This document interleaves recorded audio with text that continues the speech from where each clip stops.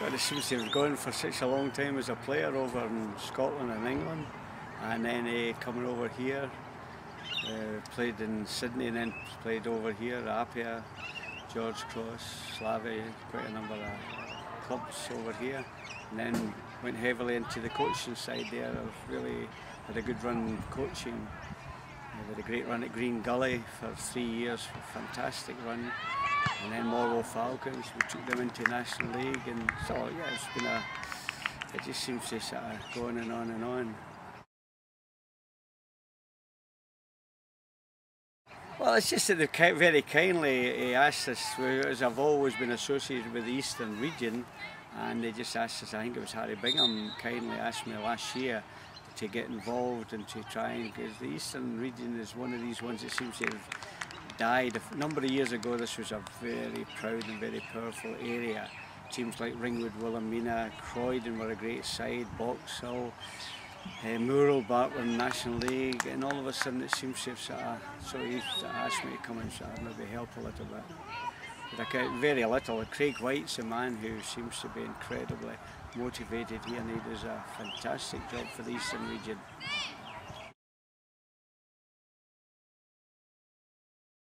Stuart Monroe and I were together over at Oakley for a while. Loved it there, and I look after more of the younger ones now.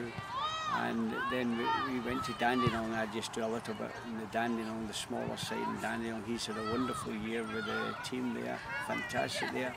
So I suppose it's just sort of keeping on in there. It's either that or having to shop with my wife. So I just think I'll hang on in here for the time being.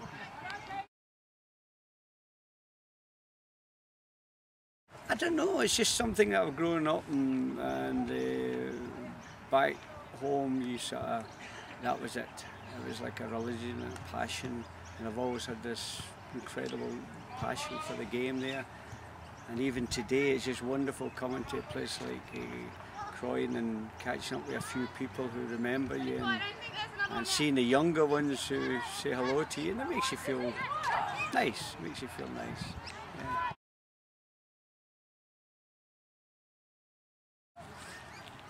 Cheeky.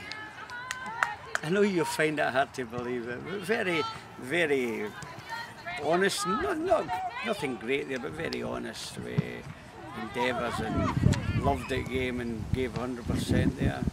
And then I think when I went into the coaching side, I expected the same for the players, and managed to get a lot of success by being that way. So maybe I don't sort of see so much of Melbourne Victory now. I don't sort of see so much of that because I've got things to compare it with. And a number of years ago, there were some great players, wonderful teams around the scene, and maybe I get a bit disillusioned when I see some players strutting around earning exceptionally amount of money for the talents that their fathers have told them that they've got, but they've not really got them.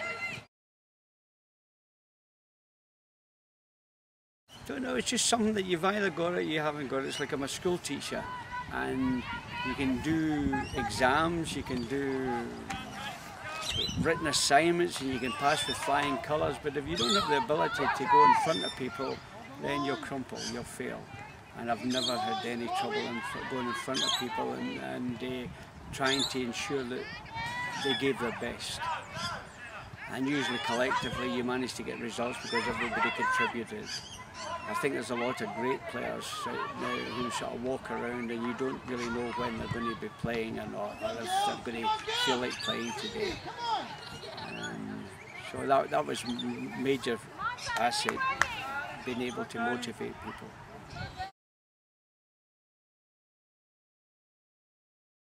Passion, dedication. Some people think it's easy, and it's not easy. It's so hard now. But it's wonderful when you watch the English Premier League on a Saturday night and you see these people with the speed, the endurance, the first touch, all those things that people take for granted. You see the player who goes out there and he keeps the ball up. Oh, look at that, I've kept it 10 times. I can catch it in the back of my neck. I can do this step over trick, which means absolutely nothing. It means nothing, but it's more of an entertainer, whereas the honest work of a soccer player is giving 100% effort and just never giving in. I think that's how Ferguson's got so much at the Manchester United team, because he has everybody sort of contributing 100%. Yeah.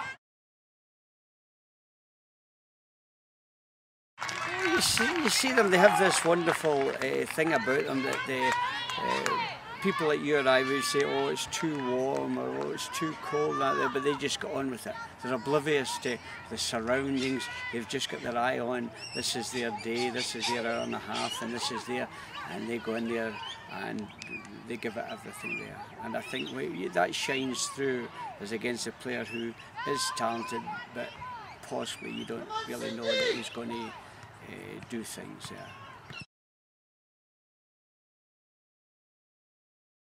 Oh, it just seems to be like a conveyor belt, and we just seem to be producing these kids who seem to go overseas. I watched last night the game in 10 men against Oman, and just seeing you see guys like Bresciano and that, then you remember them as just little boys there, and it's just.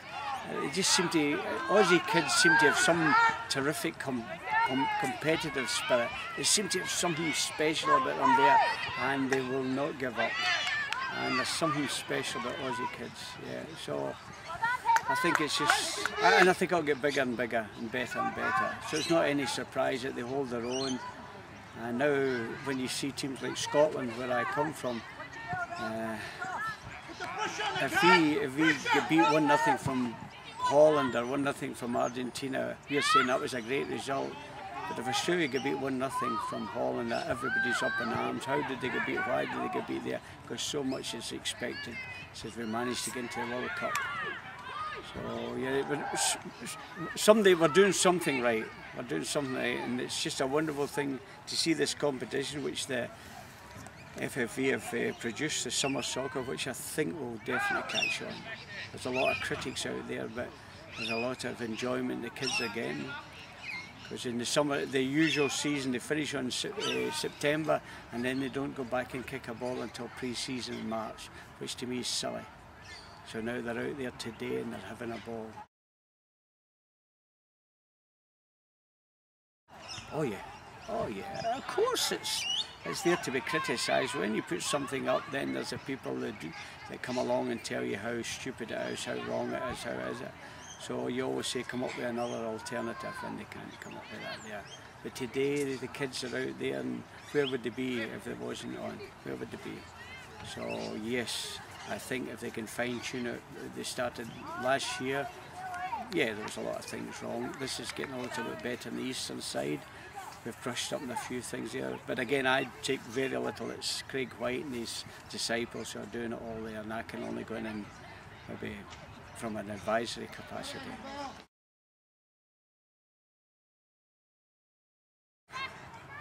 I don't know about high. I never maybe played at the very, very, very highest level, but I played at a pretty high level, and I was very, very just average, but very dedicated and very, I would not give up and would not do that. So I think that's the most important thing is there. And to even think that I made a journey of 13,000 miles to come over to Australia on my own because a club had enticed me to come over. When I look back there, how frightening, but I was oblivious to fear, and kids must have this reality of possibly they can make it. Aim as high as you can, and if you can't get the top, get the second top. If you can't get the second top, get the third top. But don't belittle yourself and only aim down here and say, well, I'm not very good, because then you'll never achieve anything there.